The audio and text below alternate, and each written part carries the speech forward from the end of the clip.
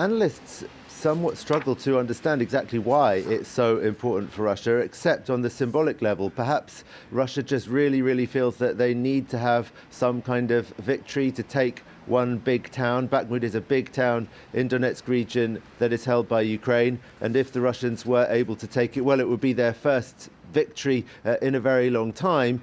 Ukrainians aren't ruling out that that could happen. You do hear analysts say that maybe now that the Russians have sent so many reinforcements into the Bakhmut area and they just keep this pressure up, that perhaps at some point the Ukrainians might decide to withdraw. And some people are pointing out that that actually might be not a bad tactic for the Ukrainians, because from Bakhmut further into Ukrainian-held territory, it is uphill in every direction. The Ukrainians would be able to take positions from which they would have a very good vantage point looking down on the Russians, and would be able to make it very difficult for the Russians to advance and perhaps suffer fewer casualties themselves while inflicting more casualties on the Russians. The Ukrainians, though, do not want to do that, partly because they themselves do not want the symbolic defeat of losing another city, but also because if they were to put themselves into that position a bit further outside of Bakhmut city and the Russians were in the city, then the Ukrainians would have to shell the city of Bakhmut itself. Now, reduced to rubble is almost always an exaggeration. The city of Bakhmut is very severely damaged. I mean, it's tragic to look at the photos and videos that are coming out of there. It's reminiscent, of course, of Mariupol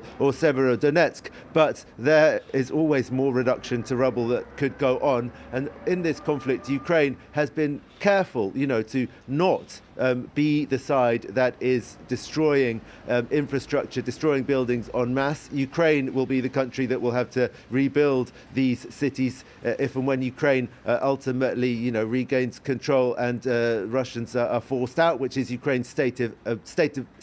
So the Ukrainian side they're very keen not to be the ones in a position of having to destroy cities, and they want to, protect their reputation of being the side that is more careful with infrastructure, while Russia is on a campaign of wanton destruction, as the Ukrainians put it. So a little bit of an exaggeration, perhaps, as you say, from Zelensky there. But speaking a little bit more widely, he does say that it's very difficult conditions more broadly in the Donbass, but that Ukrainian troops are standing their ground. Give us a sense of what's happening there.